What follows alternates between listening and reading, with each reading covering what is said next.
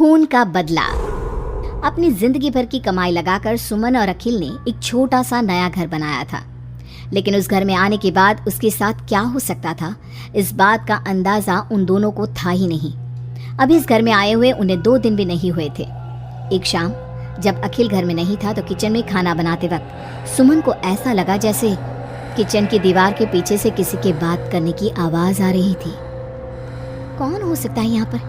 इतना धीरे धीरे कौन बात कर रहा है? सुमन दीवार से कान लगाकर बात सुनने की कोशिश करती है, लेकिन उसे कुछ सुनाई नहीं देता। तभी अचानक घर की लाइट चली जाती है और दरवाजे पर जोर जोर से दस्तक देने की आवाज आती है। सुमन दरवाजे की तरफ दौड़ कर जाती है, लेकिन दरवाजा खोलने से पहले कोई आवाज उसके कान में धीरे से सुनाई पड़ती है। सुमन, मैं यहाँ हूँ, तुम्हारे घर में। सुमन जोर से चीखती है और दरवाजा नहीं खोलती। दरवाजे की बजने की आवाज धीरे धीरे तेज होने लगती है।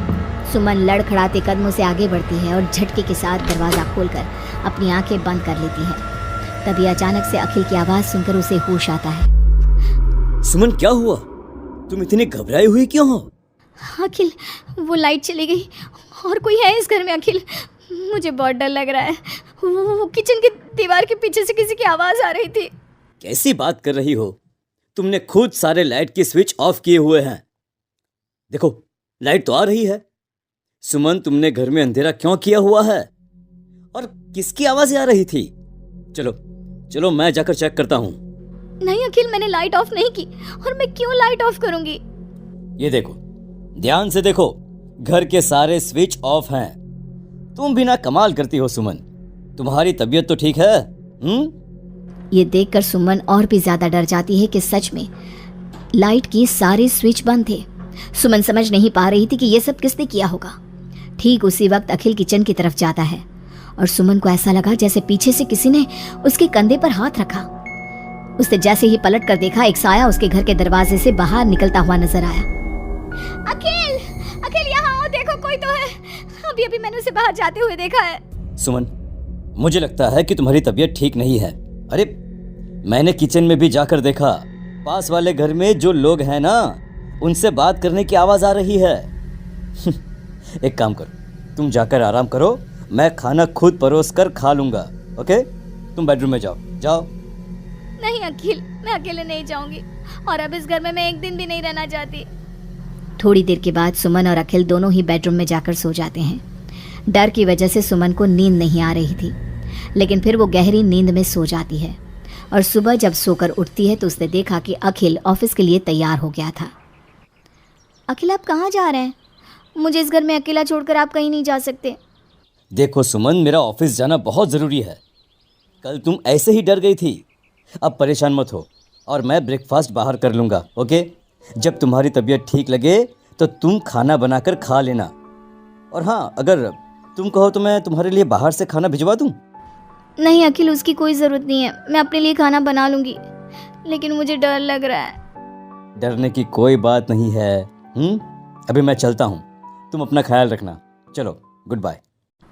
अखिल के जाने के बाद सुमन बाथरूम में नहाने के लिए चली जाती है और शावर ऑन करती है। नहाते नहाते सुमन को एहसास होता है कि शावर से पानी की जगह खून गिर रहा था।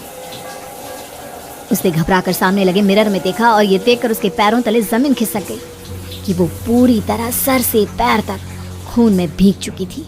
सुमन भागकर बाहर आती है।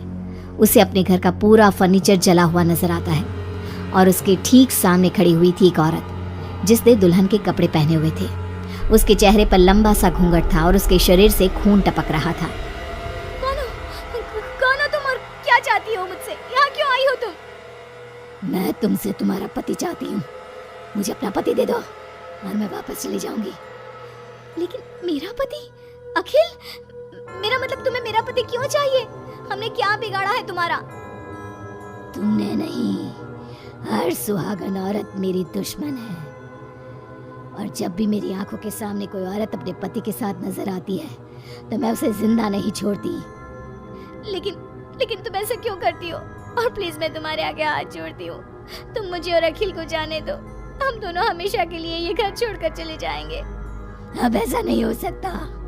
एक बार जो इस जमीन के आसपास से गुजर जाता है उससे फिर हमेशा के लिए मेरे साथ इस जमीन के नीचे मेरी दुनिया में चलना पड़ता है।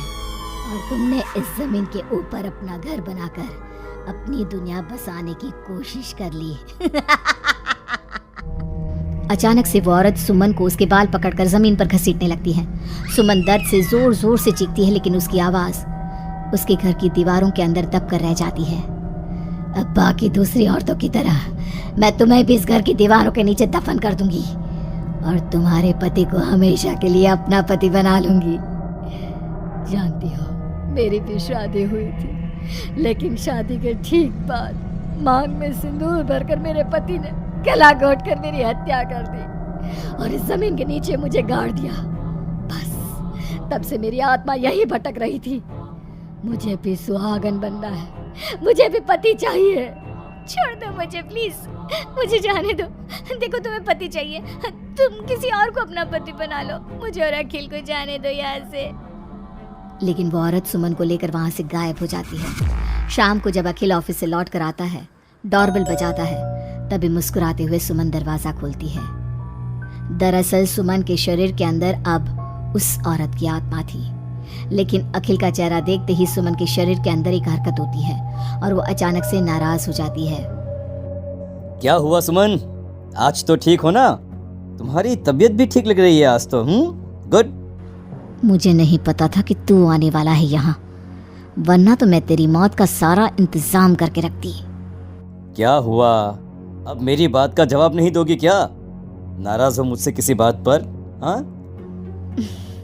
ऐसी तो कोई बात नहीं है। जाओ, डाइनिंग टेबल पर तुम्हारा फेवरेट खाना लगा दिया है, जाकर खा लो। हाँ, खुशबू तो बहुत अच्छी आ रही है। वैसे भी सुबह से कुछ खाया नहीं है। थैंक यू यार, मैं जल्दी से जाकर खाना खाता हूँ। ओके? अखिल जैसे ही खाने की कटोरे का ढक्कन हटाता है तो वो हैरान रह जाता है कि वहाँ पर सुमन का कटा हुआ हाथ था। उसमें पहनी हुई चूड़ियों से वो सुमन के हाथ को पहचान जाता है। खाने की जगह सुमन के शरीर के छोटे छोटे टुकड़े काटकर उस आत्मा ने अखिल के सामने परोस दिए थे। अखिल घबराकर वहाँ से भागने लगता है। तभी सुमन के शरीर में मौजूद वो आत्मा अपने असली रूप में आकर अखिल के सामने खड़ी हो जाती है। कौन हो तुम और क्या किया तुमने मेरी पत्नी के साथ? इसका मतलब वो ठीक कहती थी कि इस घर में कुछ गलत है। कहाँ है मेरी सुमन? तुम्हारी सुमन के मैंने छोटे छोटे टुकड़े करके उसका खाना बना दिया और उसकी आत्मा को मैंने इस घर की जमीन के नीचे दफन कर दिया है। वो कैद हो गई है यहाँ हमेशा के लिए। तुम भी उसके पास जाना चाहते हो? मगर क्यों किया तुमने ऐसा? क्या दुश्मनी थी तुम्हारी और मेरी पत्नी? पहले तो मैंने तेरी पत्नी को सिर्फ इसलिए मारा क्योंकि मैं तुझे अपना पति बनाना चाहती थी। मेरी आत्मा जो पूरे एक जन्म से किसी से शादी करने के लिए तड़प रही है, उसकी हसरत पूरी करना चाहती थी मैं, और इसलिए मैंने तेरी पत्नी का रूप लेकर तेरे साथ रहने के बारे में सोचा। लेकिन जानता है, अब मैं तुझे जिंदा नहीं छोड़ूंगी। लेकिन क्यों? देखो तुमने सुमन के साथ जो भी किया, मुझे जाने दो यहाँ से प्लीज। अखिल भागने लगता है, लेकिन घर का दरवाजा अब लॉक हो चुका था। अब तो भाग कर नहीं जा सकता। मेरे हाथ तेरे खून से रंगने के लिए बेचैन हो रहे हैं। मेरा गला सूख रहा है, अब उसकी प्यास तेरे खून से ही बुझेगी। अरे लेकिन क्यों? तुम्हारी आखिर मुझसे दुश्मनी क्या है?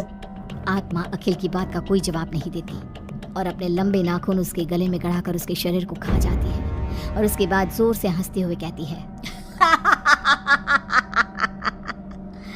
तेरा शरीर भले ही अखिल का शरीर है, लेकिन तेरे अंदर मेरे पिछले जन्म के उसी पति की आत्मा थी जिसने शादी से एक रात पहले गला दबाकर मेरी हत्या की।